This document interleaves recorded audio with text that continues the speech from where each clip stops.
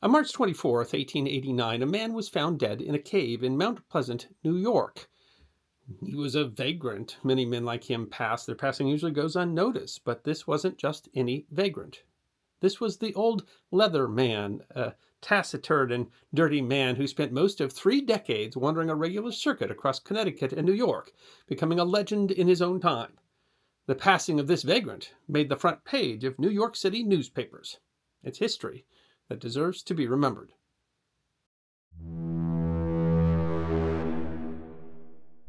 Around 1856, a man began wandering in western Connecticut and eastern New York State. He wasn't alone, especially in hard times. Ill-clad men who had lost their homes, families, and jobs turned to wandering. What they hoped to gain by wandering varied. Some hoped to find opportunity, while others were unable to work and relied on the kindness of strangers. Others just wanted freedom from the bounds of civilized society, to live on their own. But this particular man's goals and the circumstances which led him to begin wandering are unknown. He was never known to say more than a few words at a time. Unlike some who resorted to crime to fill their pockets or their bellies, he never seems to have stolen or robbed, surviving on the consistent charity of a few people and what he could scavenge. But his most interesting feature was the patched-together leather suit that he wore. In early years, while he mostly stayed along the border between Connecticut and New York, he didn't have a prescribed route. He sometimes traveled fairly far from his usual haunts, possibly as far as the Berkshires in Massachusetts, and according to Dan DeLucia, author of The Old Leatherman, Historical Accounts of a Connecticut and New York Legend, as far as Canada. But he wore a trademark, poorly stitched together leather suit, made of discarded leather from boots. The Frankenstein S suit came with a heavy jacket and a floppy cap. His leather shoes had soles of spruce wood and carried a leather pack and often a tin pail. His isolation and private nature piqued the curiosity of locals who saw him wander by. In 1869, under the headline The Old Leatherman, a reporter named Jonathan Clark recorded following the Leatherman into the woods. He described him as a Frenchman who continually travels around the country, coming from the same direction and passing through the fields. Clark found that he had a home under a shelving rock in the woods, where he had a good well of water and a well-tilled garden, fenced in with bushes and poles. Unfortunately, he also judged that the vegetables do not flourish satisfactorily owing to the poor soil. We could but wish this poor creature success in his loneliness. The following year, in February, another article appeared in the Portchester Journal. I suppose many of the readers of your valuable paper have heard of the Old Leatherman. The article opens before describing how the writer and several men examined the Leatherman's domicile. He was housed among boulders and had dug out a clear spring from a nearby stream. He had a rude fireplace for cooking and a second fire that heated his small sleeping space nestled under a rock shelf. Most impressive to the writer were several troughs, fashioned in considerable skill from the trunks of two noble chestnuts, which held meat and the hide of a cow in the process of tanning. The man was somewhat concerned about how and where the Leatherman had obtained the cow, and he suggested that if the public has been injured by this prowler, he should be speedily removed. A week later, another report was published from a local defending the Leatherman. He made his first appearance in this place 3 years ago, this spring, and since he has been a constant passer-by at least once a week, the writer said. He has always been civil and quiet in his manner, and has certain houses where he calls for assistance and never stops at others along his route. In conversation with him, we find that he is a Frenchman and has been in the States about 11 years and cannot speak English and is undoubtedly a French-Canadian. The man wrote, I am confident from 3 years' acquaintance that no one need fear him in property or person. But the paper added its own note to the article. However, that with all due respect, the editor felt that the Leatherman should be taken care of by the poor master and not permitted to haunt any community. If allowed to live like he is, the editor went on, how soon will it be before the woods in this vicinity are thronged with such miserable characters? The editor's opinion was not uncommon. The idle, poor, and suspicious were widely seen as immoral and criminal. As far back as 1574, England passed the Vagrancy Act, which criminalized vagrancy and prescribed severe punishment. Henry George, in his 1883 book Social Problems, singled out the tramp as an appearance more menacing to the Republic than that of hostile armies and fleets bent on destruction. He described the tramp as a vagabond and an outcast, a poisonous pariah. After the Civil War, numerous anti-tramp laws would be passed. They were uniformly vague, less about actual conduct than about targeting objectionable, out-of-place people. Tramps were the moral panic of the nation in the second half of the 19th century. The Leatherman, however, was never arrested as a tramp. Public interest in the Leatherman only intensified the longer he wandered. In 1873, an article in the Connecticut Valley Advertiser wrote that it is generally supposed that he escaped from some dime novel. Others theorized that the Leatherman was a successor to an original Leatherman. The curious wondered what he ate, where he slept, and perhaps most importantly, how he survived the bitter New England winters. He was known to have money and buy provisions, though he may also have hunted or fished. His heavy leather suit must have been warm, but he didn't remove it even in the sweltering summer.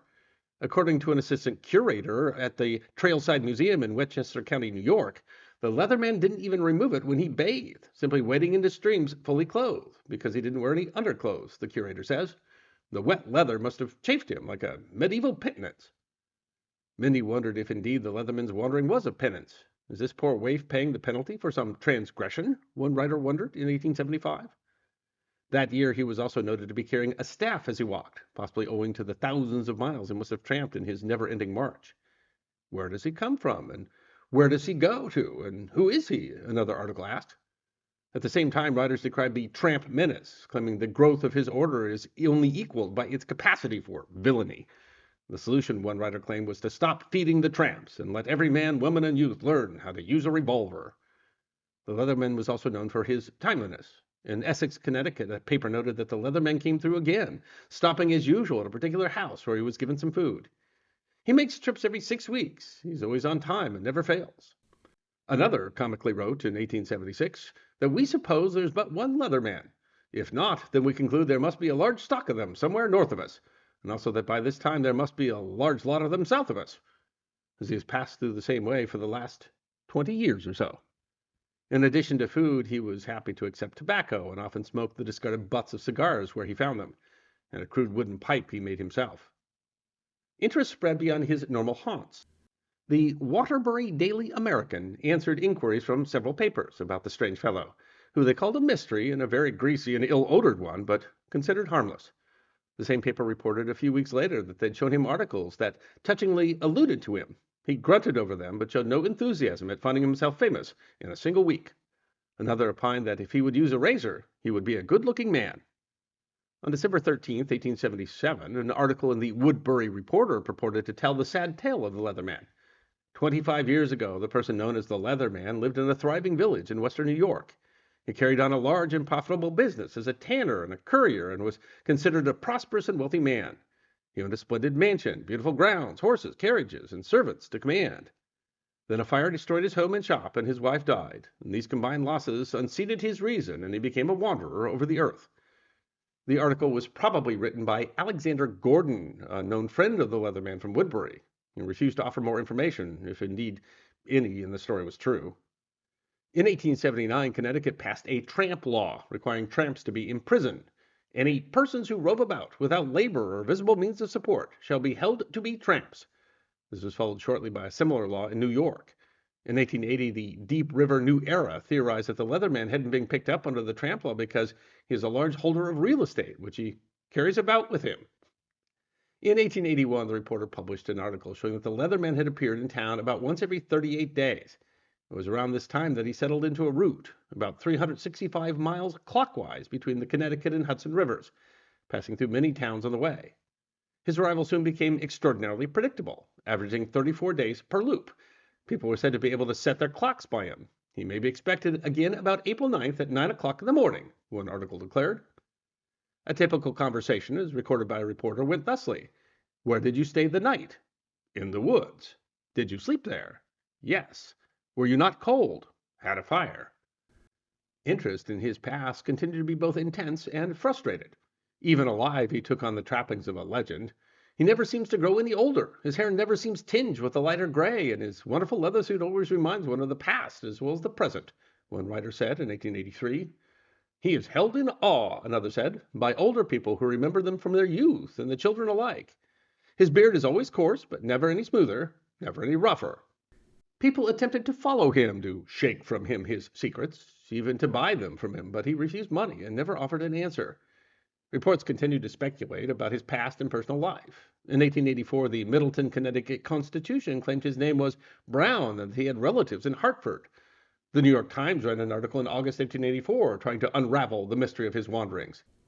It reported that Some thought that he was rattlesnake-proof, as one of his customary caves abounds with rattlers. Some said they believed him to be Portuguese.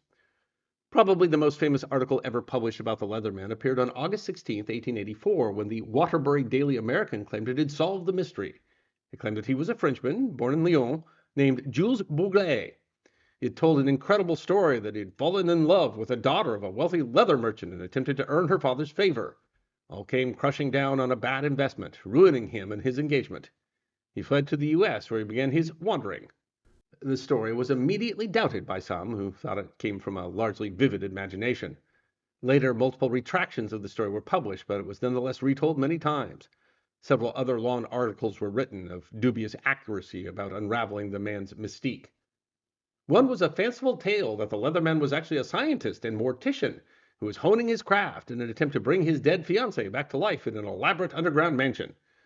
In 1885, he was asked to write down his age, but all he wrote down were the numbers 15342. Some thought it was a date. Others thought he was claiming to be 15,000 years old. Another claimed that the Leatherman told him his name was Esek and that he was 68 years old. He also claimed to see a French prayer book and a rosary. He determined that the Leatherman was a religious monomaniac, living a life of terrible penance. The Leatherman was known to refuse meat on Fridays, possibly evidence that he was Catholic. A few years later, another article identified him as Rudolph or Randolph Mossy, a native of Rouen, who had chased his unfaithful wife across the Atlantic, seeking revenge against the man she'd left with. He was photographed multiple times in the mid-1880s, and woodcuts of the photographs appeared widely. Postcards were made featuring them, sold at 25 cents apiece. Whatever his age, by 1886 he was growing old. In January of that year, Waterbury worried that he died when he was 2 days late.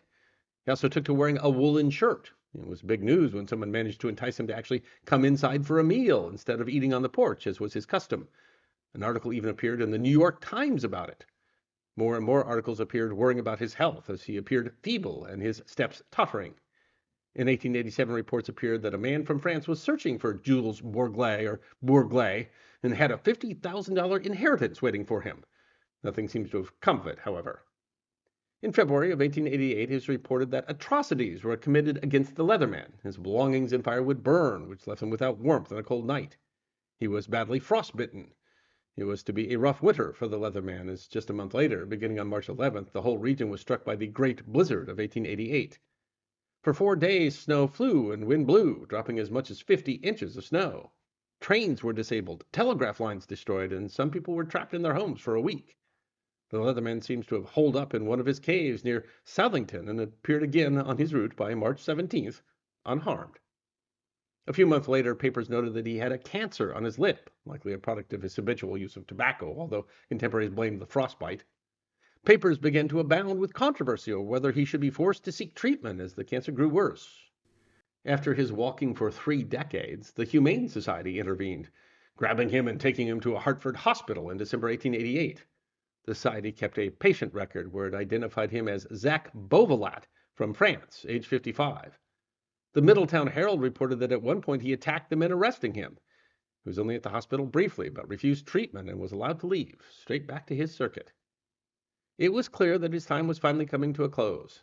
Besides his lip eaten away with cancer, a large lump appeared on his throat, leaving it swollen from ear to ear. Some that had known him for decades tried to get him to finally tell his story. When offered a pencil, he wrote out the numbers 1 through 9, but nothing else. He seems to have lost the ability to eat solid food. The cancer continued to rapidly advance, and by the middle of February, it was reported to have eaten the side of his face and neck. He continued to refuse any kind of assistance. On March 25th, 1889, he was finally found dead in a rock shelter on George's Dell Farm in Mount Pleasant, New York. He died alone, likely as he wanted it. Despite the fact that no one for certain knew his name, his death was widely reported. An account even appeared in the paper in New South Wales, Australia. The Hartford Times thought his clothes were a work of art and should be preserved. The coroner was said to have found 2 books with the body, filled with figures and hieroglyphics, as well as a French prayer book printed in 1844. He was buried in the Sparta Cemetery, and though some spoke of taking up a collection for his burial, he was buried without a headstone. His suit was briefly placed on exhibition in a store window in Sing Sing, New York, and then in a few museums, and the Eden Wax Museum on Coney Island, which burned down in 1928, possibly taking the suit with it. The memory of the Leather Man never fully faded from the region. Some people spent years searching for a treasure that he supposedly buried. Other people sought to remember him as he was. In 1953, a bronze plaque was erected that said the final resting place of Jules Borglay. The people who erected the plaque fully admitted that they didn't know for sure that that was his name. It was just the one he was most remembered by. The band Pearl Jam wrote a song in his honor called Leather Man. More recently, his grave was exhumed, moved to a different place in New York, and the new plaque simply reads, The Leather Man. Some people hoped at the time that they could collect genetic material and finally answer the question of who he was, but by that point there was nothing left in the grave but a few nails and some wood. It seems this man who drew so much attention for his eccentric ways will forever remain as he wanted to be, an enigma. I hope you enjoyed watching this episode of The History Guy, and if you did, please feel free to like and subscribe and share The History Guy with your friends. And if you also believe that history deserves to be remembered, then you can support The History Guy as a member on YouTube, a supporter on our community at Locals, or as a patron on Patreon. You can also check out our great merchandise shop, book a special message from The History Guy on Cameo.